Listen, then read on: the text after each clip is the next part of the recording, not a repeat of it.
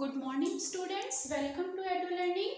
हम chapter number 2 पढ़ रहे थे एग्रीकल्चर बायोलॉजी का cell structure and cell function. Okay, तो हमने चैप्टर स्टार्ट किया था, थोड़ा रिकैप कर लेते हैं। हमने क्या क्या पढ़ा था चैप्टर के अंदर। मैंने आपको बताया था हमने क्या पढ़ा था। हमने सेल के बारे में पढ़ा था, सेल क्या होती है, cell is the structural and the function unit of life. मैंने आपको ये बताया था। बहुत सारे साइंटिस्ट थे जो कि हिस्ट्री से जुड़े हुए थे, फिर मैंने आपको उसके बारे में बताया था। और फिर हमने देखा था कि बहुत सारे सेल ऑर्गेनेल्स यानी सेल स्ट्रक्चर का एक हमने डायग्राम देखा था, नॉट डायग्राम, एक हमने फ्लो चार्ट देखा था। और अब हम क्या पढ़ेंगे, सेल के टाइप्स पढ़ेंगे। क्या पढ़ेंगे हम? सेल के टाइप्स। कल मैंने आपको बताया था कि सेल के टाइप्स हमने देखा था, यूनिसेलुलर और मल्टीसेलुलर सेल के बारे में हमने पढ़ा था। तो मैंने आपको क्या बताया था यूनिसेलुलर और मल्टीसेलुलर सेल के बारे में कि यूनिसेलुलर कौन से ऑर्गेनिजम्स होते हैं? वो ऑर्गेनिजम्स होते हैं यूनिसेलुलर जिनमें केवल जो सेल होती है वो केवल एक ही तरह की बनी हुई होती है या एक ही सेल होती है। मल्टीसेलुलर ऑर्गेनिजम्स कौन से होते हैं? मल्टीसेलुलर ऑर्गेनिजम्स होते हैं जो कि बहुत सारी सेल के बने हुए होते हैं। ठीक है, आज हम वहीं पे उससे आगे चलेंगे।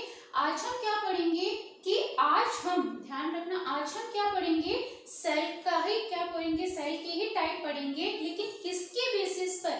According to the development of a nucleus, यानी न्यूक्लियस के बेसिस पर सेल कितने टाइप के डिवाइडेड है वो हम पढ़ेंगे। यानी जो केंद्रक है, न्यूक्लियस है, वो कितने पार्ट्स के अंदर डिवाइडेड है? 2 पार्ट्स के अंदर डिवाइडेड है on the basis of a nucleus development. First is the prokaryotic, second is the eukaryotic. Prokaryotic word को ब्रेक करके पढ़ेंगे। प्रो यानी प्रिमिटिव, प्रो का मतलब क्या होता है?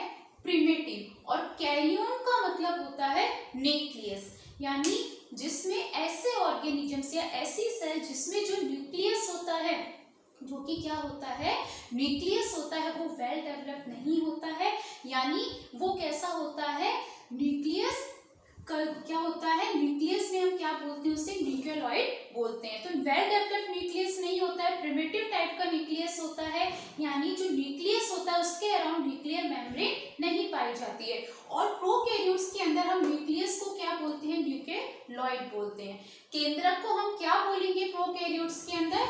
न्यूक्लियोइड बोलेंगे। Nucleus is called the nucleoid in the prokaryotic cell. Okay, वहीं पे हम यूकैरियोटिक में आए तो यूकैरियोटिक में हम क्या देखते हैं कि न्यूक्लियस ही बोलेंगे यूकैरियोटिक में। और यूकैरियोटिक में क्या होता है कि nucleus is bound by a nuclear membrane. यानी जो न्यूक्लियस होती है, what is the meaning of a nuclear membrane?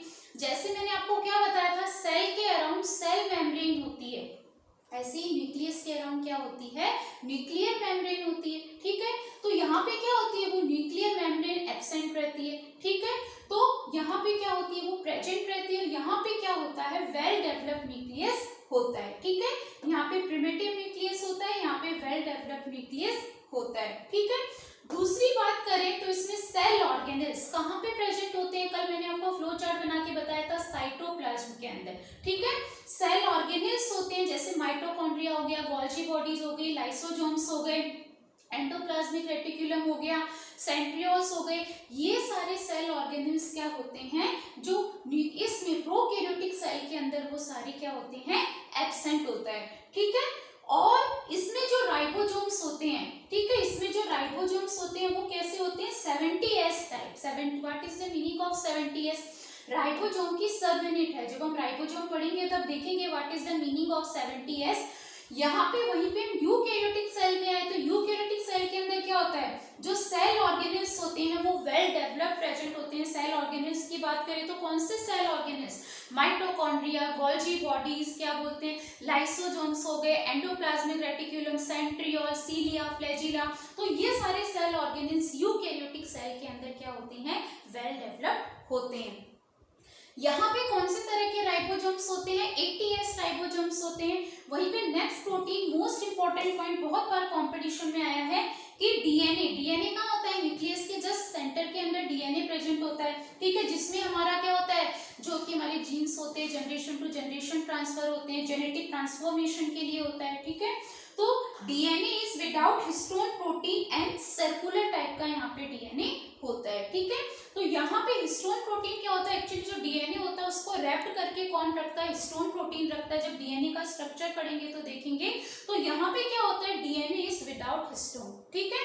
तो जो प्रोकैरियोटिक सेल है और यूकैरियोटिक सेल से कैसे डिफरेंस करता है कि प्रोकैरियोटिक सेल का स्ट्रक्चर कैसा है, बहुत ही प्रिमिटिव टाइप का है। तो डेवलपमेंट क्या होगा प्रोकैरियोटिक सेल्स के अंदर, बहुत जल्दी होगा। वहीं पे अगर यूकैरियोटिक सेल की बात करें तो यूकैरियोटिक सेल के अंदर जो डेवलपमेंट होगा वो थोड़ा लेट होगा, ठीक है।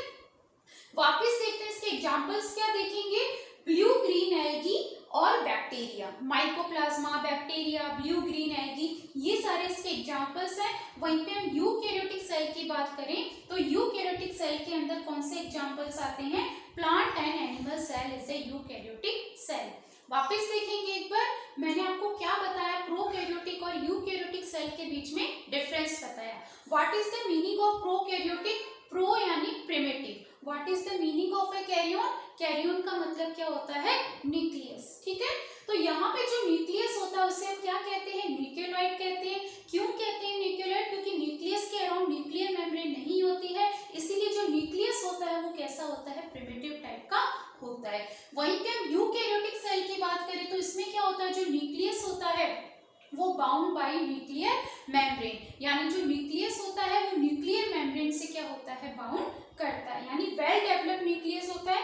वहाँ पे क्या होता है, प्रिमिटिव टाइप का न्यूक्लियस होता है। वहीं पे यहाँ पे बात करें तो यहाँ पे सेल ऑर्गेनेल्स एब्सेंट रहेंगे, जैसे mitochondria, Golgi bodies, endoplasmic reticulum ये, और वहीं पे यहाँ पे जो सेल ऑर्गेनेल्स होंगे वो प्रेजेंट रहेंगे साइटोप्लाज्म के अंदर।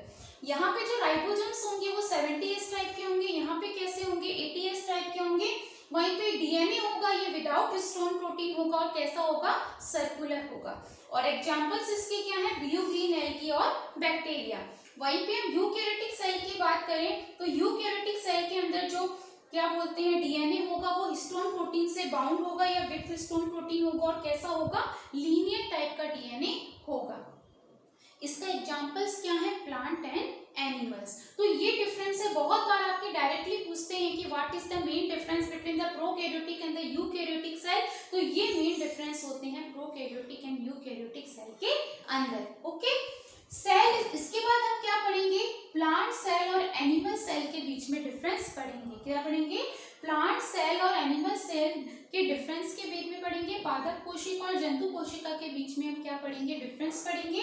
पहला माइटोकॉन्ड्रिया, कल मैंने आपको क्या बताया था कि जो माइटोकॉन्ड्रिया यहाँ पर होता है, क्या बोलते हैं, mitochondria is known as the power house of cell. तो माइटोकॉन्ड्रिया यहाँ पे क्या होता है, बहुत लेस होता है। वहीं पे यहाँ पे एनिमल सेल में वेल डेवलप माइटोकॉन्ड्रिया, यानी जो माइटोकॉन्ड्रिया होंगे वो बहुत सारे होंगे। प्लास्टिड्स, प्लास्टिड्स क्या होते हैं, कलर देने का काम करते हैं।